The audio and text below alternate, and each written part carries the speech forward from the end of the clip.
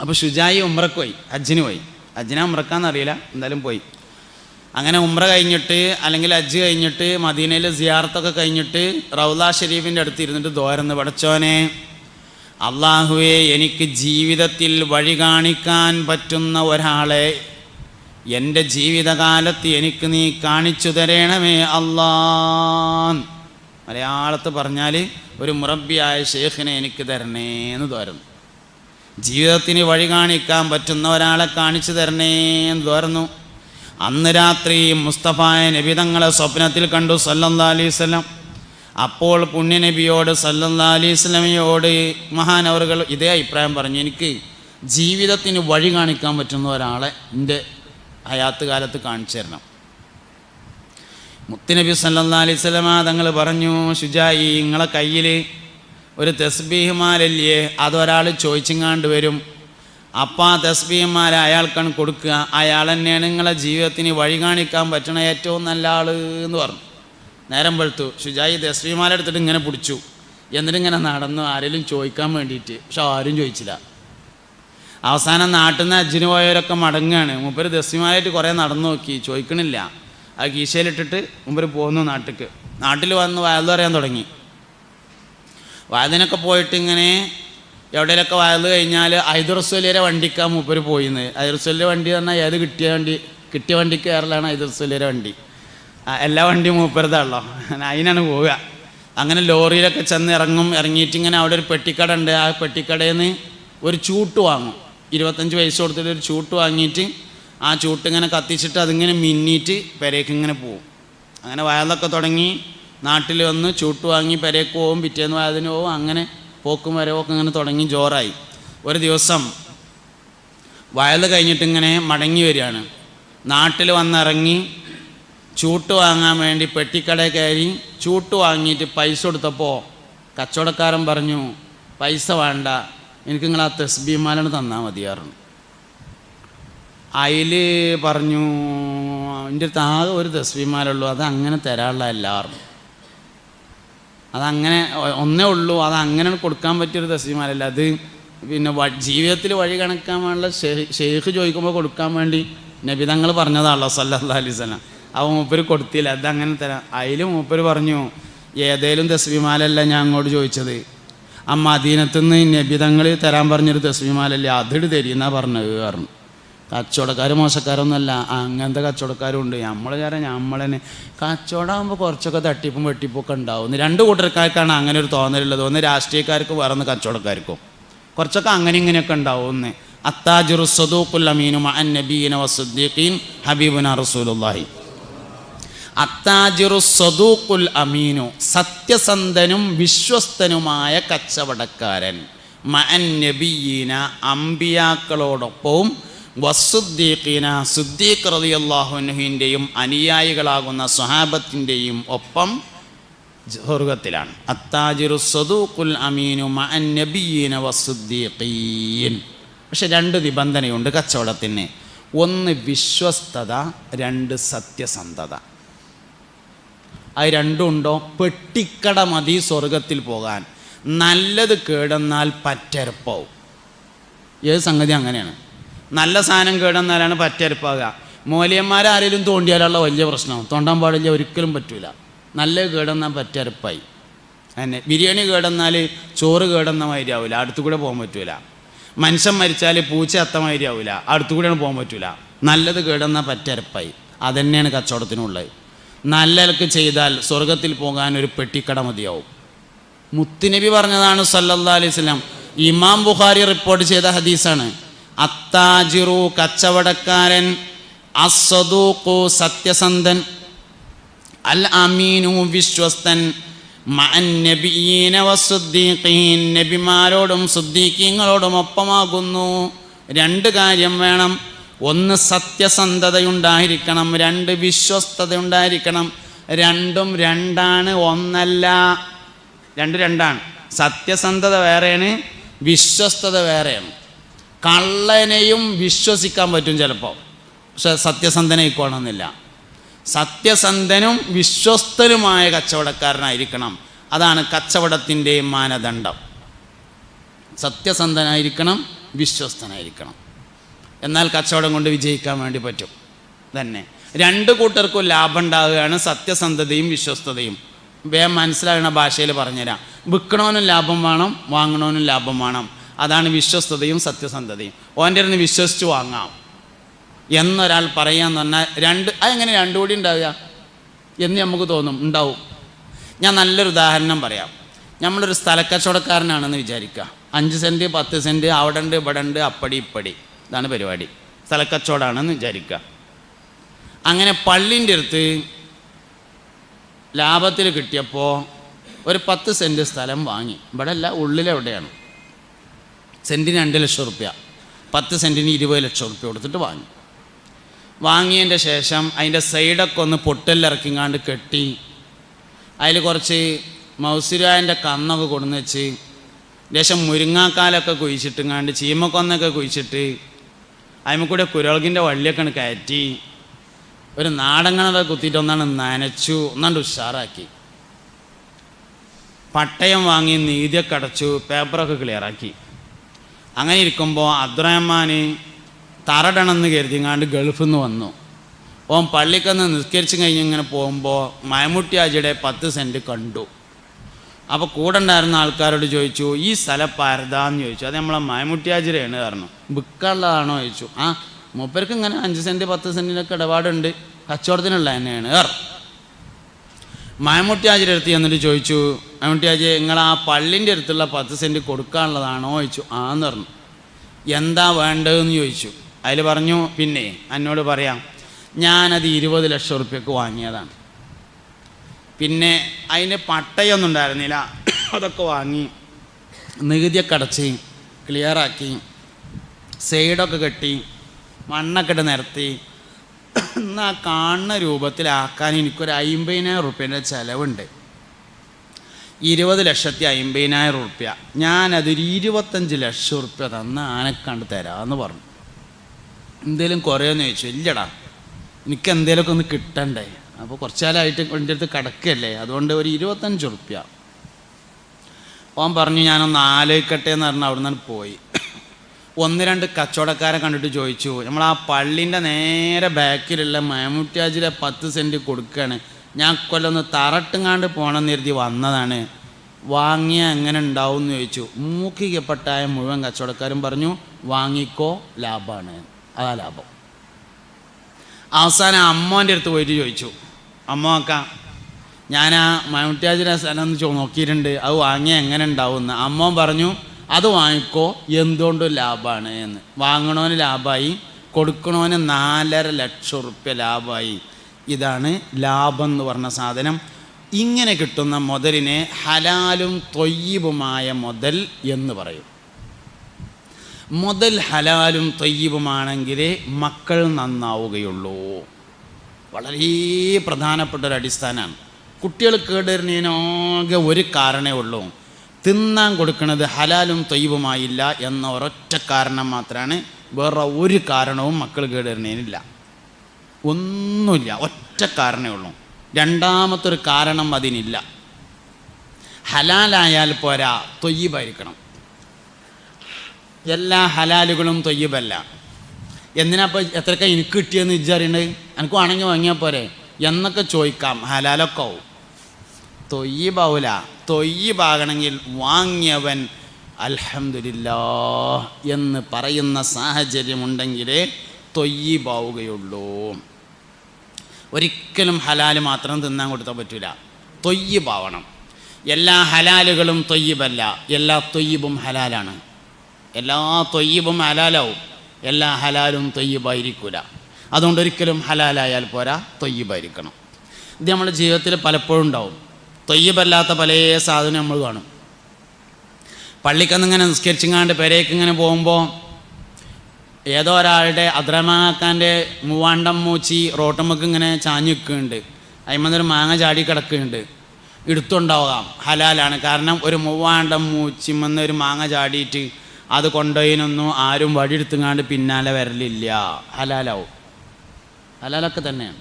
തൊയ്യിബാണെങ്കിൽ അസർ നിസ്കാരത്തിന് അയാളെ കണ്ടപ്പോൾ പറഞ്ഞു, പിന്നെ എൻ്റെ മൂവാണ്ടമ്മ മുച്ചിമ്മന്ന് ഒരു മാങ്ങ റോട്ടുമ്മക്ക് ചാടിയുന്നത് ഞാൻ കൊണ്ടുപോയിട്ട് ചെമ്മീൻ തല ഇട്ടുങ്ങാണ്ട് ചമ്മന്തി അരച്ചിട്ടിട്ടുണ്ട് എന്ന് പറയുമ്പോൾ മൂപ്പര് പറയണം, കൊണ്ടേക്കട കുഞ്ഞമ്മതേ, അത് മാത്രമല്ല എനിക്ക് വേണമെങ്കിൽ ഞാൻ കുട്ടികളെടുത്ത് രേഷൻ കൊടുത്തയക്കും കൂടിയും ചെയ്യാ എന്ന് പറഞ്ഞാൽ തൊയ്യിബായ മുതലാണ്. അല്ലെങ്കിൽ ഞാൻ പലപ്പോഴും പറയലുണ്ട്, ഈ പിന്നെ ഗവൺമെൻറ് ജോലിക്കാരുടെ മക്കൾ പലപ്പോഴും ദീനീ സംരംഭങ്ങൾക്ക് നേതൃത്വം നൽകുന്ന ആളുകളായി വരാറില്ല. അതിനൊരു പ്രധാനപ്പെട്ട കാരണമുണ്ട്. എന്താ വെച്ചാൽ ഈ ബറക്കത്ത് എന്ന് പറയുന്നത് നമ്മൾ വളരെയധികം ശ്രദ്ധിക്കേണ്ട ഒരു കാര്യമാണ്. ബറക്കത്തില്ലാത്ത മുതൽ എത്ര ഉണ്ടായിട്ടും കാര്യമില്ല. 3 ലക്ഷം റുപ്യ കയ്യിലുള്ള ഒരാൾ 100 റുപ്യ കടം ചോദിച്ച് നടന്നാൽ എങ്ങനെ ഉണ്ടാവും? ഓന് 3,100,000 റുപ്യ ആവശ്യമുണ്ട്. എന്നിട്ട് ഇങ്ങനെ കാണുന്നവരോടൊക്കെ ഒരു 100 റുപ്യ തരുമോ, ഒരു 100 റുപ്യ കിട്ടിക്കാം, നാളെ തരാം, എൻ്റെ അടുത്തില്ല, ഒരു 100 റുപ്യ കിട്ടിക്കാം, 3 ലക്ഷം എൻ്റെ അടുത്തുണ്ട്. ബറക്കത്തില്ലെങ്കിൽ അങ്ങനെ ഉണ്ടാവുക. ബറക്കത്തുണ്ടെങ്കിൽ 1000 റുപ്യ മതി, മുഴുവൻ ചിലവും കഴിഞ്ഞാൽ 200ൻ്റെ ഒരു നോട്ട് കീശയിൽ വെക്കാൻ ബാക്കിയുണ്ടാവും. അതാണ് ബറക്കത്ത് പറഞ്ഞത്. ഇത് പൈസയിൽ മാത്രമല്ല, ഇത് മക്കളിലുണ്ട്. 10 മക്കളുണ്ട്, ആവശ്യ നേരത്തെ ഒറ്റൊന്നുമില്ല, ഒരു ചെറുക്കനേ ഉള്ളൂ, എല്ലാറ്റിനും കൊണ്ടോ ആൾ ബാക്കിയുണ്ട്. ബർക്കത്താണ്. സമയത്തിലെ ബർക്കത്തുണ്ട്. നമ്മളെ വല്ലിപ്പാക്ക് എല്ലാ വെള്ളിയാഴ്ചയും നഖം മുറിക്കാൻ നേരം കിട്ടിയിരുന്നു. നമുക്ക് പുതിയ ആപ്പിൾ ഇറങ്ങുമ്പോൾ വരെ നഖം മുറിക്കാൻ നേരമില്ല. സമയത്തിൽ ബർക്കത്തില്ലായിട്ടാണ്. അതുകൊണ്ട് കച്ചവടത്തിൽ ബർക്കത്ത് നല്ലോണം സൂക്ഷിക്കണം. ബർക്കത്തില്ലാത്തത് എത്ര സൂപ്പർ മാർക്കറ്റായിട്ടും കാര്യമില്ല. ബർക്കത്തുള്ള ഒരു പെട്ടിക്കടയാണെങ്കിൽ ഓൻ ഭംഗിയായിട്ട് ജീവിച്ചു പോകും. ബറക്കത്ത് നഷ്ടപ്പെടുന്ന ചില കാര്യങ്ങളുണ്ട്. തൊയ്യിബല്ലാത്തത് വന്നു ചേർന്നാൽ ബറക്കത്ത് നഷ്ടപ്പെടും. പ്രധാനമായും 2 കാരണങ്ങളാണ് ബറക്കത്ത് നഷ്ടപ്പെടാൻ ഉണ്ടാവാറുള്ളത്. ഒന്ന്, ലോൺ എടുത്ത് കച്ചവടം തുടങ്ങുക. ശവത്തിൽ കുത്തല്ല കേട്ടോ, ഞാൻ ഉള്ളതുള്ള മാതിരി പറയാന്നേ ഉള്ളൂ. ഒന്ന്, ലോൺ എടുത്ത് കച്ചവടം തുടങ്ങുക. 2, പെണ്ണുങ്ങളെ പണ്ടം വിറ്റിങ്ങാണ്ട് തുടങ്ങുക. എന്താ രണ്ടിനുള്ള പ്രശ്നം തരങ്ങൾ? ലോൺ എടുത്ത് തുടങ്ങിയാൽ അത് പലിശയുമായി ബന്ധപ്പെട്ട ഇടപാടാണ്. ആർക്കെങ്കിലും ഉണ്ടെങ്കിൽ വേഗത്തിൽ ആ ഇടപാട് തീർക്കാൻ ആവശ്യമായ കാര്യം ചെയ്യണം. അത് എന്ന് തീരണോ അന്ന് മുതൽ ബർക്കത്ത് തുടങ്ങും. വേഗം തീർക്കണം. പെണ്ണുങ്ങളെ പണ്ടം വിറ്റാൽ എന്താ വെച്ചാൽ, പെണ്ണുങ്ങൾ അവരുടെ പണ്ടം ഇഷ്ടപ്പെട്ട് തരൂല. ഒരു പെണ്ണും തരൂല കേട്ടോ. നിങ്ങളെ പെണ്ണുങ്ങൾ അതിൽ നിന്ന് ഒഴിവാണെങ്കിൽ അത് മാത്രം ഒഴിവാക്കിക്കളി, തരൂല. അതിൻ്റെ തെളിവെന്താ നിങ്ങൾ? വാപ്പ മരിച്ചിട്ട് മുതൽ ഒരുക്കുമ്പോൾ അടുക്കളയിൽ നിന്ന് ഉമ്മ വിളിച്ചു പറയും, കുട്ടികളെ വാപ്പ പണ്ട് ഖത്തർക്ക് പോയത് ഇമ്മാൻ്റെ മണിക്കാതിരെ വിറ്റിട്ടായിരുന്നു കേട്ടോ, അതുകൊണ്ട് റോഡ് സൈഡിൽ ഉമ്മാക്ക് 3 സെൻറ്റ് അധികം അളന്നിട്ടാളീന്ന് പറഞ്ഞാൽ എന്താ അതിൻ്റെ അർത്ഥം? പണ്ട് മണിക്കാതിലെ ഖത്തർക്ക് പോകുമ്പോൾ കൊടുത്തത് ഇഷ്ടപ്പെട്ടിട്ടല്ല. അതാണ് ആ പറഞ്ഞതിൻ്റെ അർത്ഥം. അപ്പോൾ പെണ്ണുങ്ങൾ പണ്ടം ഇഷ്ടപ്പെട്ട് തരൂല എന്നുള്ളതുകൊണ്ട് ഞാനങ്ങനെ പറഞ്ഞതാണ്. ഏതെങ്കിലും ഒരു പെണ്ണ് തന്നിട്ടുണ്ടെങ്കിൽ ഞാൻ ഈ പറഞ്ഞതിന് ഒഴിവാണ്. സൂക്ഷിക്കേണ്ട 2 കാര്യങ്ങളാണ് ഇത് രണ്ടും. ഒന്ന്, ലോൺ എടുത്ത് തുടങ്ങിയത് ഒടുക്കെത്തൂല, പെണ്ണുങ്ങളെ വണ്ടം വിറ്റത് ഒടുക്കെത്തൂല. അതിന് കാരണം 2 ഇഷ്ടപ്പെട്ട മുതലല്ല, തൊയ്യിബാവൂല എന്നുള്ളതാണ് കാരണം. അതുകൊണ്ട് എപ്പോഴും തൊയ്യിബായ കാര്യത്തിന് പരിശ്രമിച്ചാൽ ജീവിതം വലിയ റാഹത്തായിരിക്കും. കുറേ ഉണ്ടായിട്ട് എന്താ, ഒരു റാഹത്തും ഇല്ലാതെ ഉള്ളതിൽ റാഹത്തായിട്ട് ജീവിക്കാൻ കഴിയാന്നുള്ളത് തന്നെയാണ് ഏറ്റവും പ്രധാനപ്പെട്ട കാരണം. അപ്പോൾ അതുകൊണ്ട് പ്രത്യേകിച്ച് ഭക്ഷണ സാധനം കൈകാര്യം ചെയ്യുന്നവർ നല്ലോണം സൂക്ഷിക്കണം. ഇറച്ചി കച്ചവടം ചെയ്യുന്നവർ, മീൻ കച്ചവടം ചെയ്യുന്നത്, കോഴി കച്ചവടം ചെയ്യുന്നവർ, ബേക്കറി നടത്തുന്നവർ, അച്ചാർ കമ്പനി നടത്തുന്നവർ, ഹോട്ടൽ നടത്തുന്നവർ, വെള്ള കച്ചവടം ചെയ്യുന്നവർ, ഇങ്ങനെ ഭക്ഷണ സാധനം കൈകാര്യം ചെയ്യുന്നവർ സൂക്ഷ്മത പാലിച്ചിട്ടില്ലെങ്കിൽ മക്കളിൽ 3-ൽ ഒരു ബുദ്ധിമുട്ട് അനുഭവിക്കേണ്ടി വരും. 3-ൽ 1 ഇങ്ങനെയൊക്കെ പറയുമ്പോൾ എന്നാൽ ഇനി കച്ചവടം വേണ്ടെന്ന് തീരുമാനിക്കരുത്. ചെയ്യണ ഏറ്റവും നല്ല തൊഴിൽ എന്തെന്നെയാണ്? കച്ചവടം തന്നെയാണ്. നല്ലത് കേടന്നാലാണ് വടക്കാവുക. ചെയ്യുകയാണെങ്കിൽ ചെയ്യാൻ പറ്റുന്ന ഏറ്റവും നല്ല തൊഴിൽ കച്ചവടമാണ്. കൃഷി കഴിഞ്ഞാൽ പിന്നെ 1-ാം സ്ഥാനത്തുള്ളത് കച്ചവടമാണ്. നേരെ തിരിച്ചു അഭിപ്രായമുണ്ട്. 1-ാം സ്ഥാനം കച്ചവടം, 2 കൃഷി എന്ന അഭിപ്രായമുള്ളവരുണ്ട്, 1 കൃഷി 2 കച്ചവടം എന്ന അഭിപ്രായമുള്ളവരുണ്ട്. പിന്നെ മാത്രമല്ല, എല്ലാ വരുമാന മാർഗങ്ങളും തൊഴിലിൽ പെടൂല. തൊഴിലാകെ 3 ഉള്ളൂ. തൊഴിൽ എന്ന് പറഞ്ഞാൽ ആകെ 3 ഉള്ളത്. ഒന്ന് കച്ചവടമാണ്, മറ്റൊന്ന് കൃഷിയാണ്, 3-ാമത്തേത് കൈത്തൊഴിലാണ്. ബാക്കിയൊന്നും തൊഴിലിൽ പെടൂല. അധ്യാപനം, മാഷ്, ടീച്ചർ, മൂല്യർ, വയലുറനാൾ, ഡോക്ടർ ഒന്നും തൊഴിലല്ല, സർവീസാണ്, സേവനം. അതുകൊണ്ട് ജീവിക്കാം, അത് വേറെ കാര്യമാണ്. ജീവിക്കാൻ പറ്റിച്ചിട്ട് തൊഴിലാവൊന്നുമില്ല.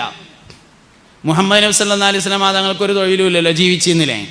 എന്താ വരുമാന മാർഗം? ഹദിയയായിരുന്നു. പലരും കൊടുക്കുന്ന ഹദിയകളായിരുന്നു വരുമാന മാർഗം. അത് തൊഴിലല്ല. അധ്യാപനം തൊഴിലല്ല, സർവീസാണ്, സേവനമാണ്. വൈദ്യം തൊഴിലല്ല, സേവനമാണ്. തൊഴിലാകെ മൂന്നെണ്ണേ ഉള്ളൂ. ഒന്ന് കൃഷിയാണ്.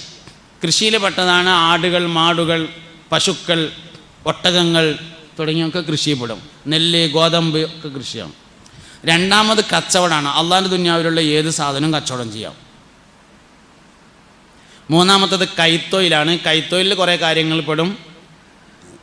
ഡ്രൈവിങ്, കമ്പ്യൂട്ടർ, കന്നൂട്ട്, കൊത്തിക്കളക്കൽ, ഇങ്ങനെയൊക്കെയുള്ള കുറേ സാധനങ്ങൾ, ഒരുപാട് റോഡ് പണി, ഇങ്ങനെയൊക്കെയുള്ള ഒരുപാട് സാധനങ്ങൾ കൈത്തൊഴിലിൽ പെടും. കൂടുതൽ കാര്യങ്ങളും കൈത്തൊഴിലാണ് ഇവിടെ. അങ്ങനെ 3 വിഭാഗമേ ഉള്ളൂ തൊഴിലുകൾ. അപ്പോൾ അതിൽ ഒന്നാം സ്ഥാനത്ത് നിൽക്കുന്നത് കച്ചവടമാണ് എന്ന് ഒരുപാട് ആളുകൾക്ക് അഭിപ്രായം. 2 കൃഷി, 3 കൈത്തൊഴിൽ, അങ്ങനെയാണ്. 5 വക്ത് നിസ്കാരം എന്ന് പറഞ്ഞു. നിസ്കാരവും നമസ്കാരവും ഒന്നല്ല, അത് 2ആണ്. നമസ്കാരം എന്ന് പറഞ്ഞാൽ അതൊരു അഭിവാദ്യമാണ്. നമ്മളൊക്കെ സ്കൂളിൽ പഠിക്കുന്ന സമയത്ത് ടീച്ചർ വന്നാൽ നീച്ച് നിന്നിട്ട് നമസ്കാരം എന്ന് പറയും. അതൊരു അഭിവാദ്യത്തിന് വേണ്ടി ഉപയോഗിക്കുന്ന ഒരു വാക്കാണ് നമസ്കാരം. നിസ്കാരം എന്ന് പറഞ്ഞത് അതല്ല. ശരിക്കും നിസ്കാരം എന്ന് പറഞ്ഞാൽ അഫ്ആലുൻ മഖ്സൂസത്തുൻ ബൈന തക്ബീരി വസ്സലാം, തക്ബീറത്തുൽ ഇഹ്റാമിൻ്റെയും സലാമിൻ്റെയും ഇടയിലുള്ള ചില പ്രത്യേകമായ വാക്കുകൾ, പ്രവർത്തികൾ, അതിനാണ് നിസ്കാരം എന്ന് പറയുന്നത്. എല്ലാ അമ്പിയാക്കൾക്കും ഒരു തലത്തിലല്ലെങ്കിൽ മറ്റൊരു തലത്തിൽ നിസ്കാരം ഉണ്ടായി. ഇബ്രാഹിം നബി അലൈഹിസ്സലാം നിസ്കാരം നിലനിർത്തുന്ന ആളാക്കണേ എന്നെ എന്ന് ദുആ ചെയ്തു.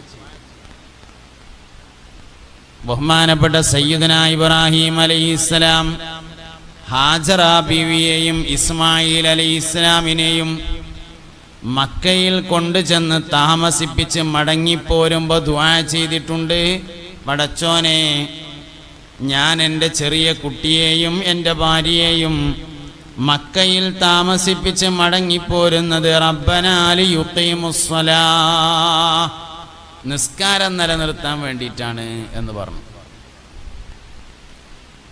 ലോക ചരിത്രത്തിൽ ഏറ്റവും കൂടുതൽ യാത്ര ചെയ്ത ആള് ഇബ്രാഹിം നബി അലൈഹിസ്സലാമാണെന്നാണ്.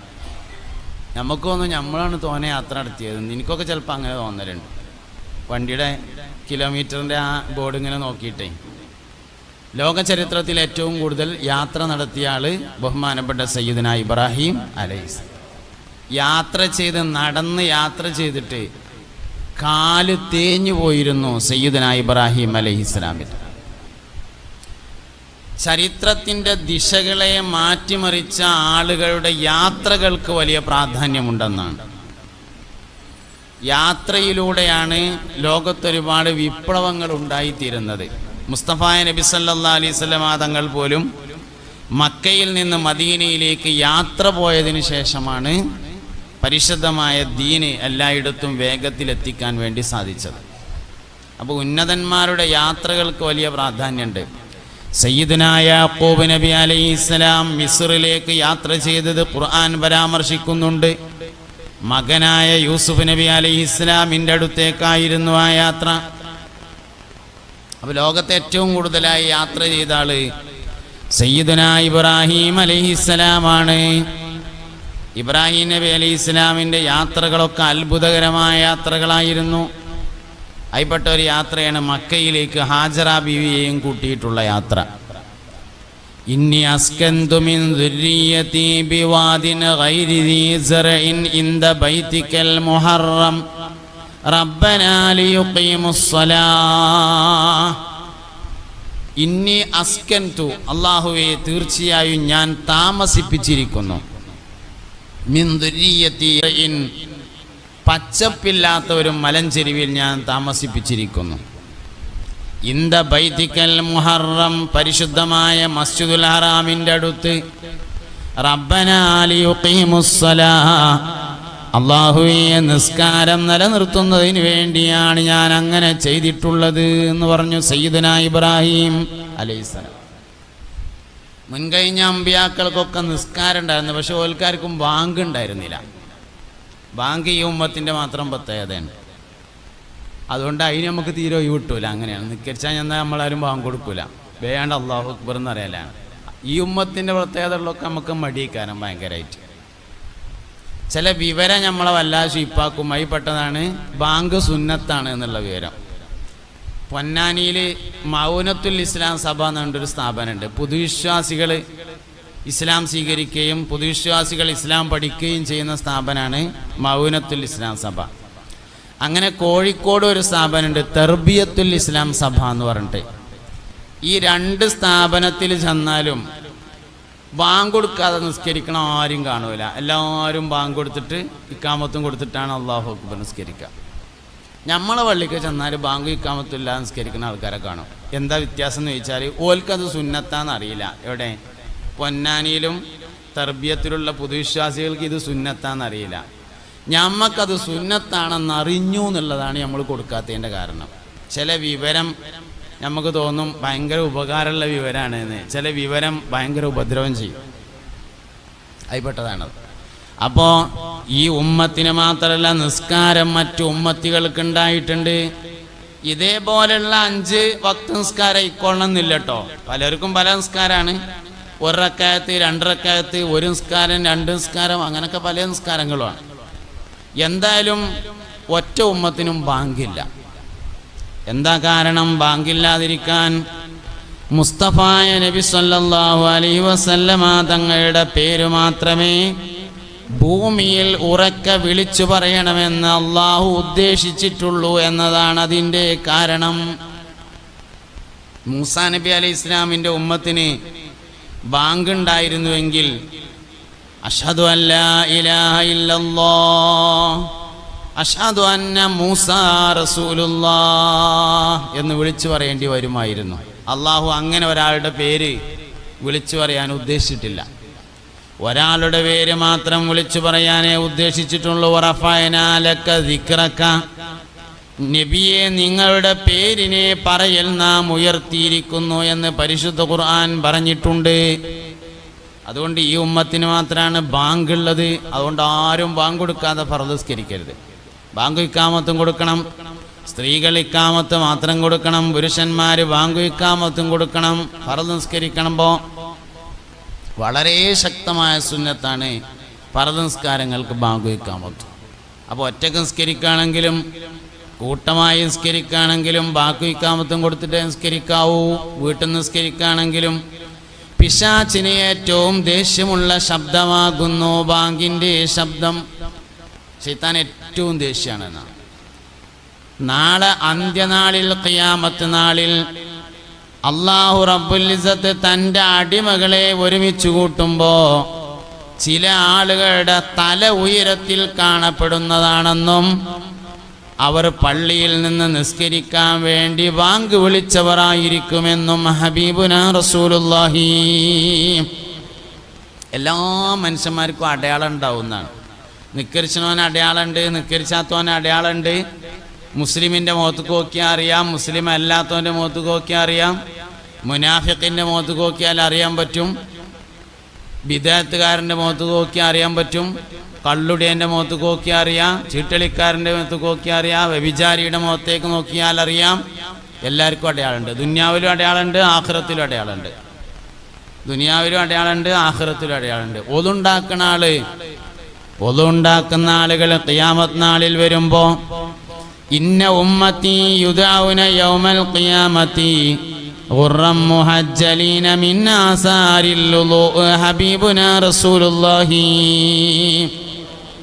എൻ്റെ ഉമ്മത്ത് നാളെ മഹ്ശറയിൽ വരുന്ന സമയത്ത് മുഖവും കൈകാലുകളും വെളുത്തവരെ എന്ന് വിളിക്കപ്പെടും. മിൻ ആസാരിൽ വുളൂ, ഈ വുളൂഇൻ്റെ അടയാളം, വുളൂഇൻ്റെ വെള്ളം തട്ടിയ കാരണത്താൽ, വുളൂഇൻ്റെ അസറുള്ളതിനാൽ മുഖവും കൈകാലുകളും വെളുത്തവരായിരിക്കും. വെളുക്കുക എന്ന് പറഞ്ഞാൽ പ്രകാശിക്കുക എന്നാണ് അർത്ഥം. മുഖത്തും കയ്യുമ്മയും കാലുമൊക്കെ പ്രത്യേകമായ ഒരു ലൈറ്റ് ഉണ്ടാവും ഒതുണ്ടാക്കിയ ആൾക്കാർ വരുമ്പോൾ എന്നാണ് മഹ്ശറയിൽ. അങ്ങനെ എല്ലാവർക്കും അടയാളം ഉണ്ടാവുന്നതാണ്.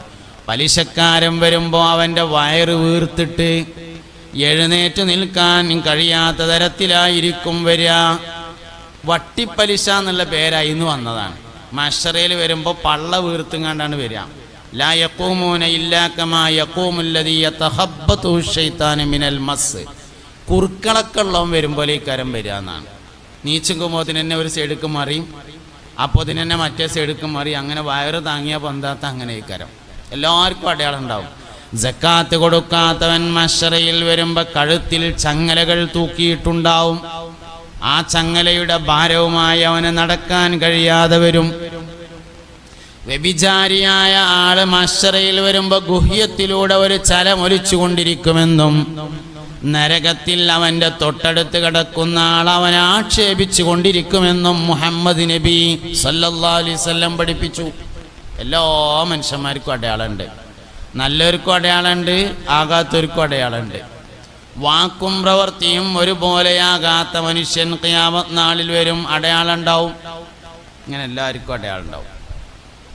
അപ്പോൾ ബാങ്ക് വിളിക്കുക എന്ന് പറഞ്ഞത് വളരെ പ്രധാനപ്പെട്ട ഒരു സുന്നത്താണ് നിസ്കാരത്തിന്, ഫർദ് നിസ്കാരത്തിന്. നിസ്കാരത്തിൻ്റെ കാര്യത്തിൽ ശ്രദ്ധിക്കണം. മുഅ്മിനിൻ്റെയും കാഫിറിൻ്റെയും ഇടയിലുള്ള വ്യത്യാസം നിസ്കരിക്കുന്നുണ്ടോ ഇല്ലേ എന്നുള്ളതാണ് എന്ന് മുസ്തഫായ നബി സല്ലല്ലാഹു അലൈഹി വസല്ലം പഠിപ്പിച്ചു. അൽ ഫർഖു ബൈനൽ കാഫിരി വൽ മുഅ്മിനി തർക്കുസ്സലാ. മുഅ്മിനിൻ്റെയും കാഫിറിൻ്റെയും ഇടയിലുള്ള വ്യത്യാസം നിസ്കരിക്കുന്നുണ്ടോ ഇല്ലേ എന്നതാകുന്നു. അതുകൊണ്ട് ഒരാൾ മുഅ്മിനാണ് എന്ന് പറയണമെങ്കിൽ അതിൻ്റെ ഏറ്റവും പ്രധാനപ്പെട്ട ഒരു അടയാളമാണ് നിസ്കരിക്കുന്നുണ്ടോ ഇല്ലേ എന്നത്. നിസ്കാരത്തിൻ്റെ കാര്യത്തിൽ വളരെയധികം സൂക്ഷ്മതയുണ്ടായിരിക്കണം. ലോകത്തെ എല്ലാ വസ്തുക്കളും നിസ്കരിക്കുന്നതാണ്. നിസ്കാരത്തിലെ ഏറ്റവും പ്രധാനപ്പെട്ട ഭാഗം സുജൂദാണ്. നിസ്കാരത്തിലെ ഏറ്റവും പ്രധാനപ്പെട്ടത് സുജൂദാണ്. ലോകത്തെ എല്ലാ വസ്തുക്കളും സുജൂദിലാണെന്ന് പരിശുദ്ധ ഖുർആൻ പറഞ്ഞിട്ടുണ്ട്. വന്നജ്മു വശ്ശജറു യസ്ജുദാൻ വസ്സമാഅ റഫഅഹാ വവളഅൽ മീസാൻ. വന്നജ്മു നക്ഷത്രങ്ങളും വശ്ശജറു മരങ്ങളും യസ്ജുദാൻ അവകൾ സുജൂദ് ചെയ്യുന്നു. നമ്മൾ ദിവസത്തിൽ 5 നേരാണ് സുജൂദ്, മരം 24 മണിക്കൂറാണ് സുജൂദ്. വന്നജ്മു വശ്ശജറു യസ്ജുദാൻ വസ്സമാഅ റഫഅഹാ വവളഅൽ മീസാൻ അല്ലാ തത്ഗൗ ഫിൽ മീസാൻ വഅഖീമുൽ വസ്ന ബിൽ ഖിസ്തി വലാ തുഖ്സിറുൽ മീസാൻ. അല്ലാഹു സുബ്ഹാനഹു വ തആല പറഞ്ഞു.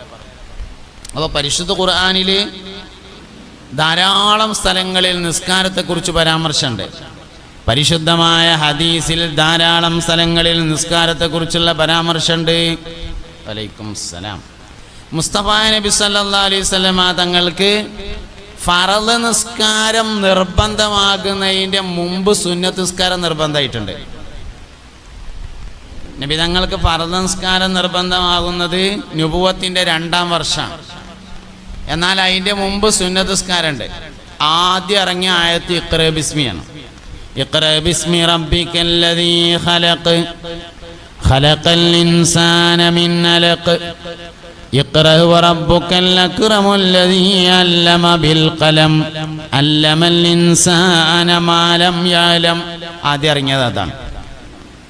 പിന്നെ ഇറങ്ങിയത് യാ അയ്യുഹൽ മുദ്ദസ്സിർ എന്ന ആയത്താണ്. യാ അയ്യുഹൽ മുദ്ദസ്സിർ. പിന്നെ ഇറങ്ങിയത് യാ അയ്യുഹൽ മുസമ്മിൽ ഖുമിൽ ലൈല ഇല്ലാ ഖലീലാ നിസ്ഫഹു ഔ ഇൻഖുസ് മിൻഹു ഔ സിദ് അലൈഹി വറത്തിലിൽ ഖുർആന തർതീലാ ഇന്നാ സനുൽഖി അലൈക ഖൗലൻ സഖീലാ ഇന്ന നാശിഅത്തൽ ലൈലി ഹിയ അശദ്ദു വത്അൻ വഅഖ്വമു ഖീലാ. ഇതാണ് 3-ാമത് ഇറങ്ങിയ ആയത്ത്. ആ ആയത്തിൽ നിസ്കരിക്കാൻ പറയുന്നുണ്ട്. പക്ഷെ അത് ഫർദ് നിസ്കാരമല്ല. പിന്നെ ഏത് നിസ്കാരം? രാത്രി എഴുന്നേറ്റ് നിന്നിട്ട് നിസ്കരിക്കാനാണ് പറയുന്നത്. തഹജ്ജുദ് നിസ്കാരം. നബി സല്ലല്ലാഹു അലൈഹി വസല്ലം തങ്ങൾക്ക് തഹജ്ജുദ് നിസ്കാരം നിർബന്ധമായിരുന്നു. നമുക്ക് സുന്നത്താണ്. നമുക്കില്ലാത്ത ഒരുപാട് പ്രത്യേകത നബി തങ്ങൾക്കുണ്ട് സല്ലല്ലാഹു അലൈഹി വസല്ലം. നമുക്ക് ഞമ്മക്കില്ലാത്ത നബിതങ്ങൾക്കുള്ള പ്രത്യേകതയിൽ ആകെ നമുക്ക് അറിയണത് ഒരു പ്രത്യേകതയുള്ളൂ. നമുക്ക് 4 പെണ്ണേ കെട്ടാൻ പറ്റുള്ളൂ, നബിതങ്ങൾക്ക് 9 പെണ്ണ് കെട്ടാന്നുള്ളത് മാത്രമേ നമുക്കറിയാം. അത് മാത്രമൊന്നല്ല, ഞമ്മക്ക് തഹജ്ജുദ് നിസ്കാരം സുന്നത്താണ്, നബിതങ്ങൾക്ക് തഹജ്ജുദ് നിസ്കാരം നിർബന്ധമാണ്. മുസ്തഫ നബി സല്ലല്ലാഹു അലൈഹി വസല്ലം തങ്ങൾക്ക് തഹജ്ജുദ് നിസ്കാരം നിർവഹിക്കാതിരിക്കാൻ കഴിയില്ല. ഫർള് നിസ്കാരം നിർബന്ധമാകുന്നതിന് മുമ്പ് നബിതങ്ങൾക്ക് തഹജ്ജുദ് അല്ലാഹു തആല നിർബന്ധമാക്കിയിട്ടുണ്ട്. അതാണ് ഈ ആയത്ത്. യാ അയ്യുഹൽ മുസമ്മിൽ ഖുമിൽ ലൈല, രാത്രി നിങ്ങൾ എഴുന്നേൽക്കുക. യാ അയ്യുഹൽ മുസമ്മിലു ഖുമിൽ ലൈല ഇല്ലാ ഖലീലാ ഔസിദ് അലൈഹി വറത്തിലിൽ ഖുർആന തർതീല ഇന്നാ സനുൽഖി അലൈക ഖൗലൻ സഖീല. 2 കാര്യങ്ങളാണ് ഈ ആയത്തിൽ പറയുന്നത്. ഒന്ന് തഹജ്ജുദ് നിസ്കരിക്കാനും മറ്റൊന്ന് ഖുർആൻ പാരായണം ചെയ്യാനും. അപ്പോൾ നബിതങ്ങൾക്ക് ഒരുപാട് പ്രത്യേകത ഉണ്ട്. നബിതങ്ങളുടെ വേറൊരു പ്രത്യേകതയാണ് മുസ്തഫ നബി സല്ലല്ലാഹു അലൈഹി വസല്ലം തങ്ങൾ കല്യാണം കഴിച്ച ഒരു സ്ത്രീയെ വേണ്ടാന്ന് തോന്നിയാലും ത്വലാഖ് എല്ലാം പാടില്ല എന്നാണ്. നമുക്ക് വേണ്ടാന്ന് പറഞ്ഞാൽ അജാൻ്റെ അടുക്ക് വയ്ക്കുക 3 പിരിച്ചു എന്ന് പറയാം. നബിതങ്ങൾക്ക് ഭാര്യയെ ത്വലാഖ് എല്ലാം പാടില്ല. പറയണത് എന്താ വെച്ചാൽ നമുക്ക് ആകെ ഒരു പ്രത്യേകത അറിയുള്ളൂ എന്നുള്ള, അങ്ങനെയല്ല, ഒരുപാട് പ്രത്യേകതകളുണ്ട്. അതിൽപ്പെട്ടൊരു പ്രത്യേകതയാണ് എല്ലാവർക്കും 4 ആവുമ്പോൾ നബി സല്ലല്ലാഹു അലൈഹി വസല്ലം തങ്ങൾക്ക് 9 കല്യാണം പറ്റും എന്നുള്ളത്. അതുകൊണ്ടാണ്. അപ്പോൾ ഒരുപാട് പ്രത്യേകതകൾ നബിതങ്ങൾക്കുണ്ട് സല്ലല്ലാഹു അലൈഹി വസല്ലം. നമുക്കെല്ലാവർക്കും തഹജ്ജുദ് നിസ്കാരം സുന്നത്തേ ഉള്ളൂ. റമദാന് തഹജ്ജുദ് നിസ്കാരം തുടങ്ങാൻ പറ്റിയ മാസമാണ്. കാരണം എന്തായാലും നമ്മൾ സുബഹിൻ്റെ മുമ്പ് നീച്ചുമല്ലോ, എന്തായാലും സുബഹിൻ്റെ മുമ്പ് എഴുന്നേൽക്കും. തഹജ്ജുദ് നിസ്കാരം തുടങ്ങുകയാണെങ്കിൽ റമദാനിൽ തുടങ്ങാൻ പറ്റിയ ഏറ്റവും നല്ല മാസമാണ്. പിന്നെ പെരുന്നാൾ മാസം കണ്ടുകൊണ്ട് നിർത്തരുത് എന്ന് മാത്രം. പിന്നെ അങ്ങനെ ഉണ്ട്, ജീവിതാന്ത്യം വരെ തുടർന്ന് പോകണം. ഓരോ കൊല്ലം കഴിയുമ്പോഴും നമ്മുടെ ജീവിതത്തിൽ എന്തെങ്കിലും ഒരു മാറ്റം വേണം, എന്നാലേ നമുക്കൊരു ആയുസ്സിലെ ഒരു കൊല്ലം മുതലാവുള്ളൂ എന്നാണ്. നമ്മൾ ദീർഘായുസ്സിന് തോരക്കുമല്ല, പടച്ചോനെ ദീർഘായുസ് തരണേ, ആഫിയത്ത് തരണേ, സിഹത്ത് തരണേ, സലാമത്ത് തരണേ, വണ്ടിൻ്റെ ചോട്ട് പെടുത്തരുതേ, റോട്ടും അരക്കരുതേ എന്നൊക്കെ നമ്മളിങ്ങനെ തോരക്കും പടച്ചോനോട്. സംഗതി റോഡും അരഞ്ഞാൽ ഷഹീദിൻ്റെ കൂലിട്ടും, വണ്ടിൻ്റെ ചോട്ട് വെട്ടാൽ ഷഹീദിൻ്റെ കൂലിട്ടും, വെള്ളത്തിൽ കൂടെ ഒലിച്ചു പോയാൽ ഷഹീദിൻ്റെ കൂലിട്ടും, പ്രസവത്തിൽ മരിച്ചാൽ ഷഹീദിൻ്റെ കൂലിട്ടും, മേത്തു കൂടെ മരം വീണാൽ ഷഹീദിൻ്റെ കൂലിട്ടും, പാമ്പടിച്ച് മരിച്ചാൽ ഷഹീദിൻ്റെ കൂലിട്ടും. പക്ഷെ നമ്മൾ ദ്വാരക്കെന്ത് അതൊന്നും വേണ്ടാന്ന് വെച്ചിട്ടാണ് ദ്വാരക്കണത്.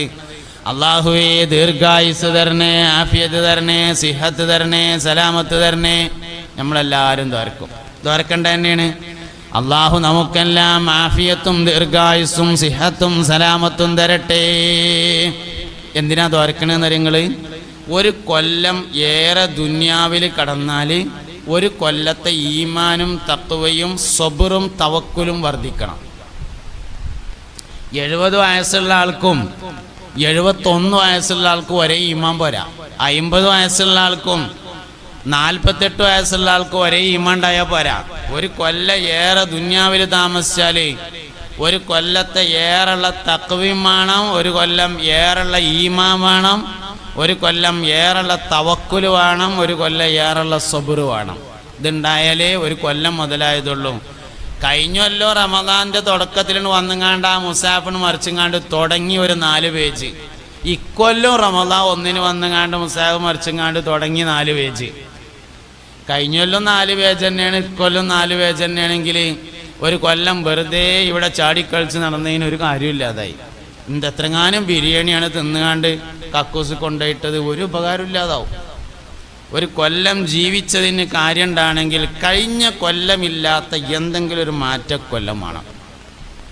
തഹജ്ജുദ് തഹജ്ജുദ് തുടങ്ങുകയാണെങ്കിൽ തുടങ്ങാൻ പറ്റിയ ഏറ്റവും പറ്റിയ മാസം റമദാൻ. കാരണം എന്തായാലും നമ്മൾ സുബഹിൻ്റെ മുമ്പ് എഴുന്നേൽക്കും. പിന്നെ ചില ആൾക്കാർ പറയും, ഞാൻ അത്തായൊന്നും കഴിക്കലില്ല, ഞാൻ രാത്രി എന്തെങ്കിലും തിന്നുകാണ്ട് കടന്നാൽ പിന്നെ അത്തായത്തിനൊന്നും നീച്ചൂല, അങ്ങനെ നോമ്പ് വലിക്കലാണെന്ന്. മൂപ്പരചാര വലിയ സംഭവമാണെന്നാണ്. നോമ്പിൻ്റെ ഏറ്റവും മുഅക്കദായൊരു സുന്നത്താണ് അത്തായം കഴിക്കൽ. അത് ചെയ്യലില്ല എന്ന് പറഞ്ഞാൽ എന്താ അപ്പം അതിൻ്റെ അർത്ഥം? റമദാനിലെ നോമ്പിൻ്റെ ഏറ്റവും മുഅക്കദായ ഒരു സുന്നത്താണ് അത്തായം കഴിക്കുക എന്ന് പറയണത്. അത് ചെയ്യണില്ല എന്നാണ് പോൻ ഈ പറയണതിൻ്റെ കഴിക്കലില്ല എന്ന് പറഞ്ഞാൽ അതിൻ്റെ അർത്ഥം. അതിനൊരു നിലവാരമില്ല. രാത്രി പകുതി കഴിഞ്ഞതിൻ്റെ ശേഷം എഴുന്നേൽക്കണം, അത്തായം കഴിക്കണം. അതിൻ്റെ ഒപ്പം 2 റക്അത്ത് ഒന്നാണ്ട് ഒതുണ്ടാക്കിയാൽ ഏതായാലും മൂത്രമൊഴിക്കും, കയ്യും കാലും കെക്കും. അതിൻ്റെ ഒപ്പം മോറൊന്ന് കഴുകി തല ഒന്ന് തോണ്ടിയാൽ ഒതുവായി. മുഖം ഏതായാലും കഴുകുമല്ലോ, കയ്യും ഏതായാലും കഴുകും, കാലും കഴുകും, മൂത്രമൊഴിക്കലും നടക്കും. ഇനി ബാക്കി എത്രയേ ഉള്ളൂ?